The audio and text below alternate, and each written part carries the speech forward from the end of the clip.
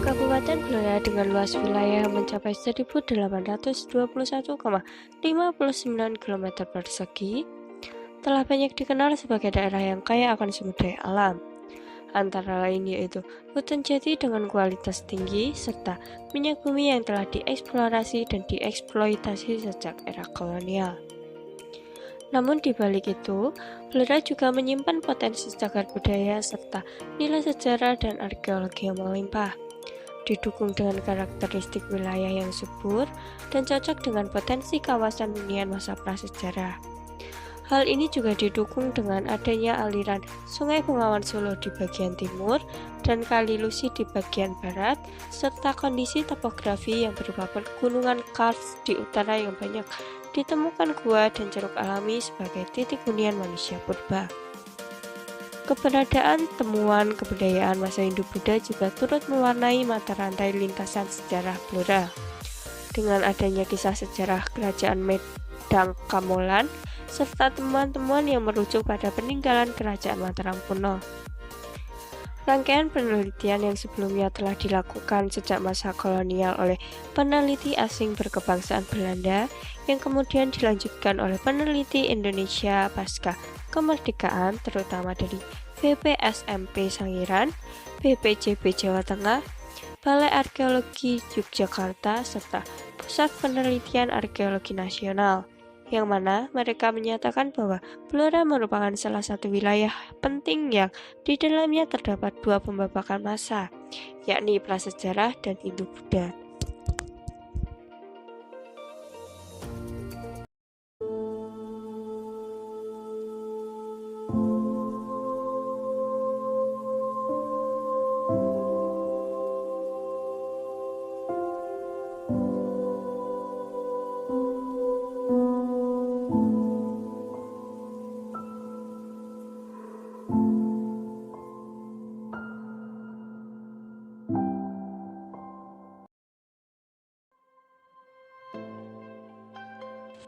Rumah artefak yang merupakan sarana fasilitas penyimpanan dan perawatan artefak yang berisi benda-benda cagar budaya milik Pemkab Blora. Berdirinya rumah artefak sendiri diawali dari gagasan Kepala Diponputper Kabupaten Blora, Bapak Slamet Pramuji, yang dilatar belakangi oleh banyaknya temuan-temuan masyarakat di 16 kecamatan yang oleh masyarakat dihibahkan atau diserahkan kepada Pemkab Blora untuk disimpan dan dilestarikan.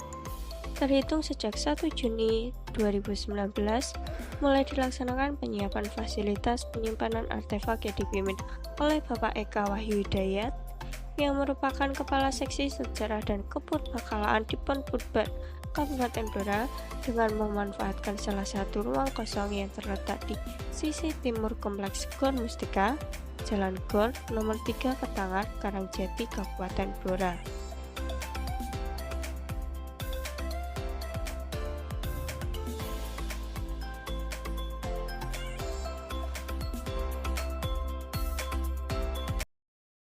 Semua koleksi milik Pemkab yang dirawat di dalam rumah artefak ini berasal dari beberapa ya. Yang pertama dari hasil pelaporan dan penyerahan masyarakat dari komunitas-komunitas pelestari cagar budaya, ada forum peduli sejarah budaya, mereka yang aktif selama ini melaporkan ke pemerintah, kemudian menyerahkan hasil temuannya. Kemudian dari Pemkab, dari dalam hal ini Dinpora Budpar, saat kita dilapori kemudian menindaklanjuti, dan pada saat secara teknis kita mengalami kendala, kita berkoordinasi dengan instansi yang di atas kami.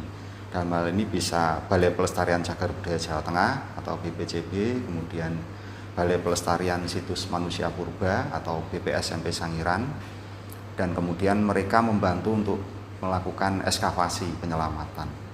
Dan banyak juga di rumah artefak ini koleksi-koleksi yang merupakan hasil riset dari BPSMP Sangiran. Di Kecamatan Kradenan, kemudian di Kecamatan Cepu, itu setelah selesai melaksanakan aktivitas riset, ekskavasi, kemudian beberapa hasil ekskavasi juga dikembalikan ke Pemkab Blora untuk dirawat di rumah artefak ini, selain yang dari penyerahan atau hibah masyarakat. Rumah artefak sendiri menyimpan sekitar 200 benda cagar budaya dari 4 peradaban, mulai dari prasejarah, masa klasik Hindu-Buddha, masa Islam, hingga masa kolonial. Ratusan benda cagar budaya di rumah artefak ini sebagian besar berasal dari hibah oleh masyarakat yang tergabung dalam komunitas FPSBB atau Forum Peduli Sejarah Budaya Blora. Hasil riset yang dilakukan oleh BPSMP Sangiran di Blora, serta beberapa koleksi Pemkab Blora yang berasal dari temuan masyarakat yang diapresiasi dalam bentuk ganti untung. Selain sebagai tempat penyimpanan artefak, rumah artefak juga melaksanakan kegiatan perawatan dan konservasi benda cagar budaya yang ditangani oleh para staf seksi sejarah kepurbakalaan yang telah mendapatkan pelatihan teknis di BPSMP Sangiran dan juga BPCB Provinsi Jawa Tengah.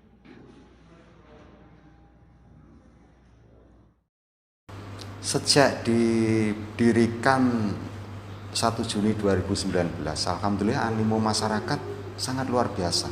Itu bisa nanti adik-adik cek di buku kunjungan, kemudian dokumentasi-dokumentasi, pemberitaan-pemberitaan, banyak yang masyarakat yang akhirnya baru menyadari bahwa oh ternyata potensi kecagar budayaan di Kabupaten Blora itu sedemikian luar biasa. Setelah mereka dari sini, mereka baru mengerti arti pentingnya cagar budaya, hal-hal yang sebelumnya mereka tidak menyangka bahwa ada hal-hal hebat di Blora dari sisi kecagar budayaan. Animonya luar biasa. Ini kebetulan karena kebijakan di masa pandemi, kita agak membatasi kunjungan, khusus hanya bagi yang mahasiswa-mahasiswa yang skripsi, kemudian anak-anak yang lomba karya tulis ilmiah, itu kunjungan pun kami batasi maksimal 10 orang. Sebelumnya sangat ramai antusias dari guru-guru sejarah, kemudian siswa-siswa SMA, mahasiswa, masyarakat umum, anak-anak. Sebenarnya cukup membahagiakan kondisi itu sebenarnya, meskipun kondisinya baru seperti ini.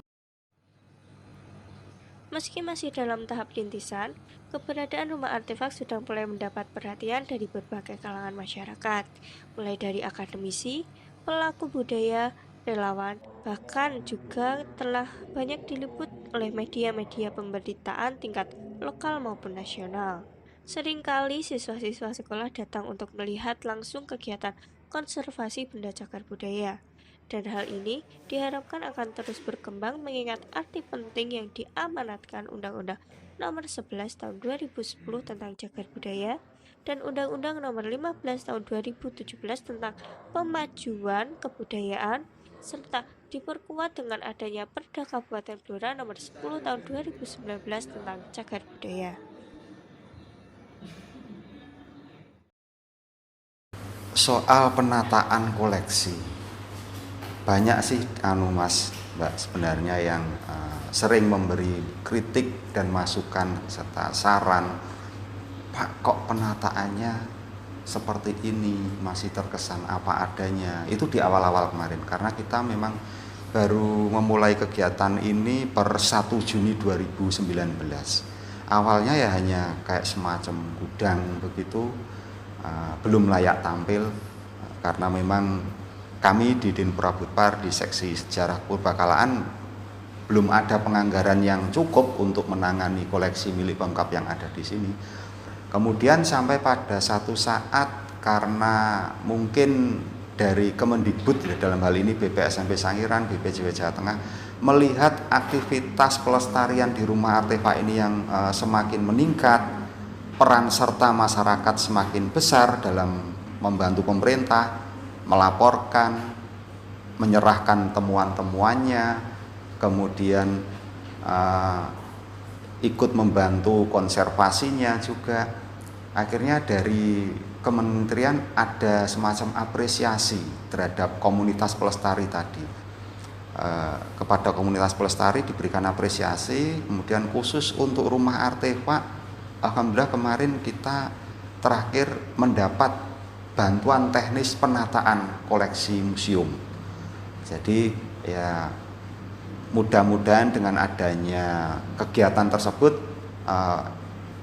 memang ya kondisinya masih seadanya, ruang kita masih sangat sempit, 8 kali 12 meter, sebenarnya masih jauh dari apa yang kita butuhkan, karena keberadaan benda-benda cagar budaya ini masih banyak yang belum kita masukkan di sini, masih di rumah para pelestari itu banyak yang menunggu untuk. Itu kenapa kami berharap adanya sebuah museum besar.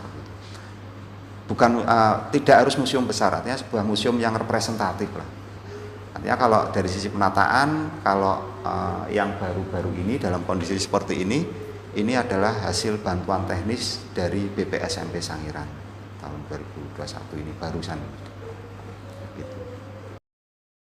Memasuki ruangan yang berukuran 12 kali 8 meter ini, pertama kali masuk akan disuguhi dengan deretan benda-benda yang telah disusun dan dikelompokkan sesuai dengan masa asal peradabannya.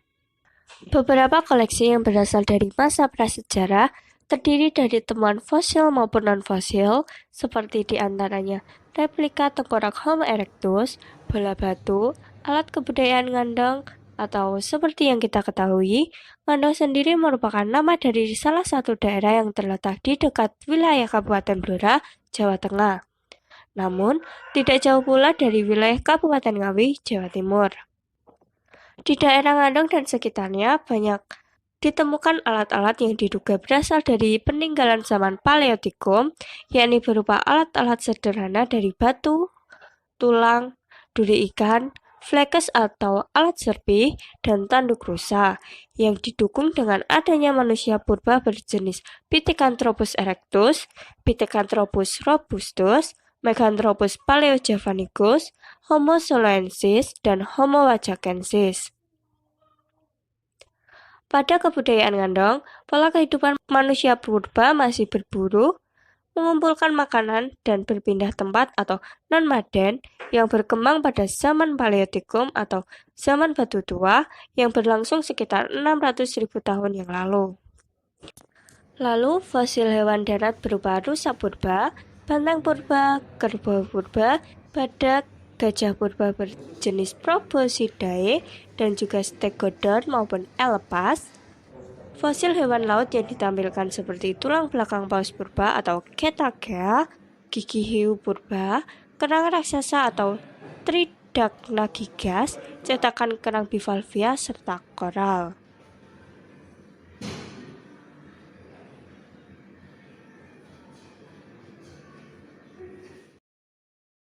Terdapat juga koleksi yang berasal dari periode Megalitikum dan zaman perunggu, berupa bekal kubur kalang dan sarkofagus yang kemudian diidentifikasi menjadi kesamaan karakter dengan kebudayaan Dongson. Benda ini banyak ditemukan hampir merata di 16 kecamatan di Blora.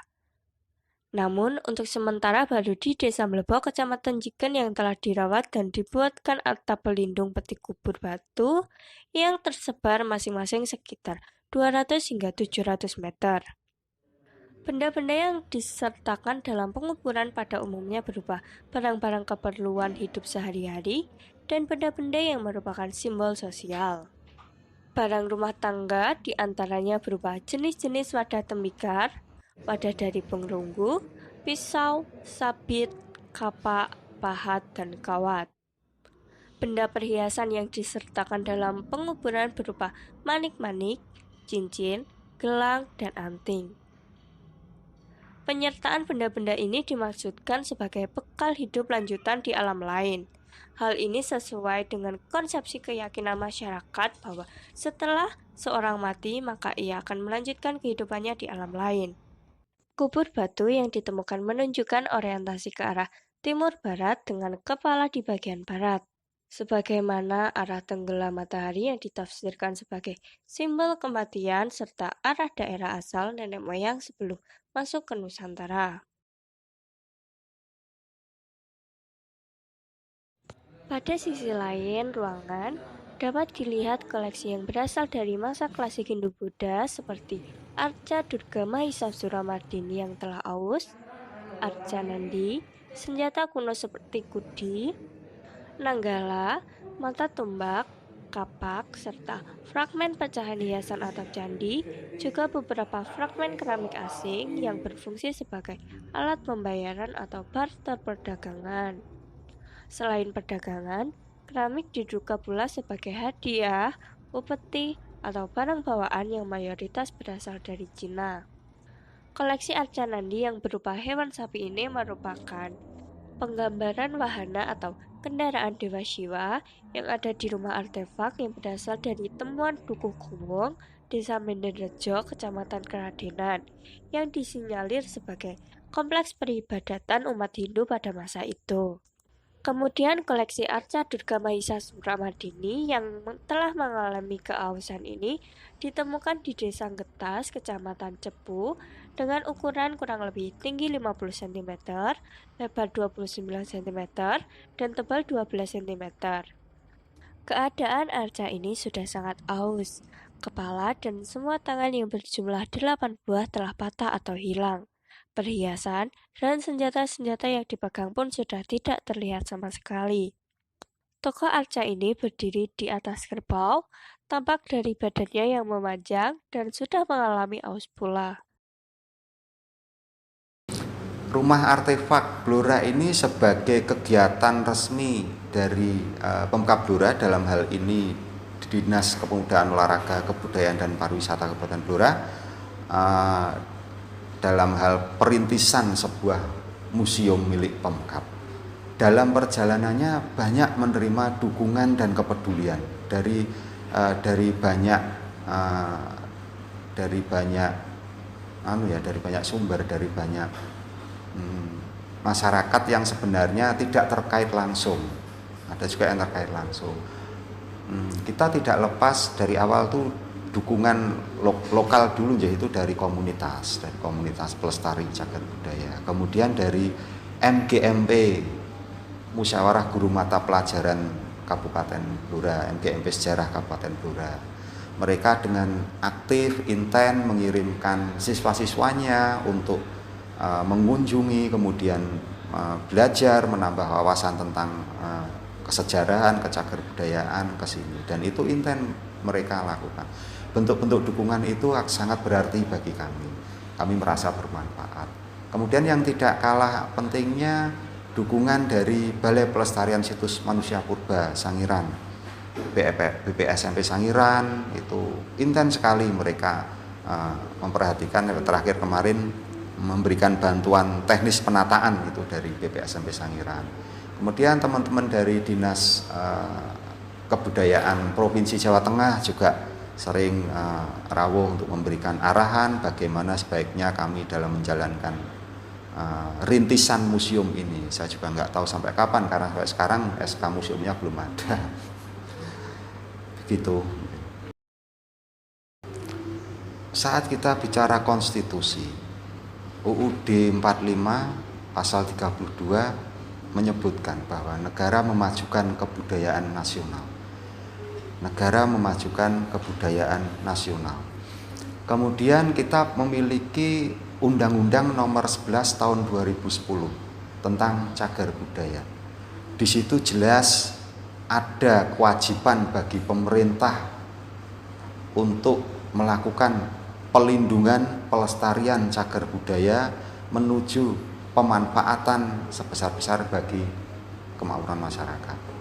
Artinya ending dari pelestarian ini sebenarnya adalah manfaat bagi masyarakat, baik manfaat material maupun imaterial.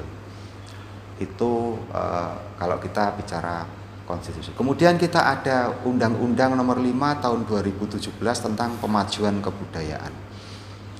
Di situ juga dijelaskan saat nanti keseluruhan objek pemajuan kebudayaan itu ditangani dengan baik oleh stakeholder, oleh pihak yang berkewajiban mengampu, kemudian dibantu oleh peran serta masyarakat, maka akan tercapai pemajuan kebudayaan, di mana di situ ada pemanfaatan bagi masyarakat luas dari masing-masing objek kemajuan kebudayaan.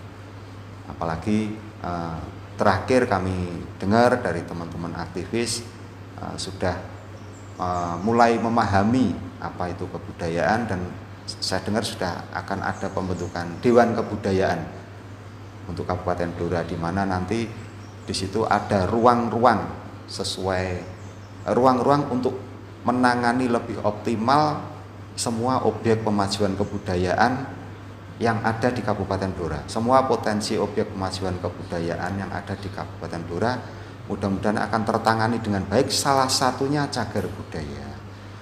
Jadi yang sebelumnya mungkin proporsionalitas penanganan itu baru hanya di salah satu objek pemajuan kebudayaan, dengan adanya Dewan Kebudayaan tadi harapan kita bersama akan lebih proporsional, karena kita memiliki banyak objek pemajuan kebudayaan di Kabupaten Blora ini. Bukan hanya cagar budaya, ada kesenian, ada adat istiadat, pengetahuan tradisional, teknologi tradisional, permainan rakyat, bahasa, ritus, dan sebagainya. Banyak.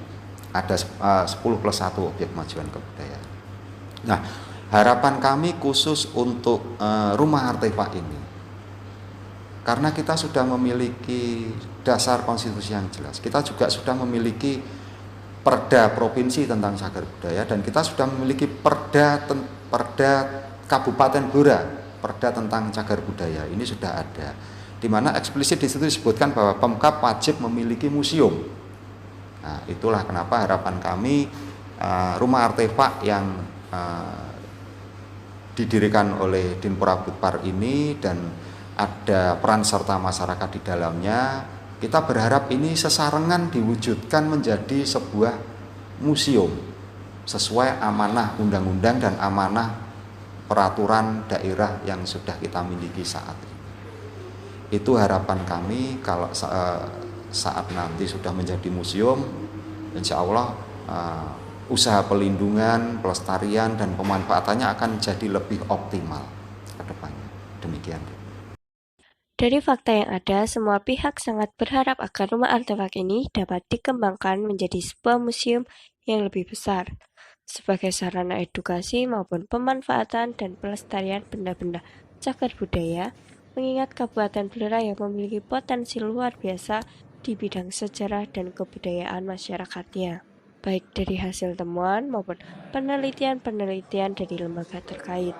Satu hal yang penting dan perlu diperhatikan, bahwa kronologi pendirian rumah artefak ini patut dijadikan model untuk diterapkan di daerah lain, karena merupakan bentuk sinergisitas yang tercipta antara komunitas pelestari dan pemerintah. Sudah sepantasnya ada perhatian khusus dari Pemkab Blora agar memprioritaskan pembangunan museum dan memberikan apresiasi terhadap komunitas masyarakat pelestari yang mana terbukti aktif dan ikut serta membantu Pemkab dalam usaha pelestarian cagar budaya.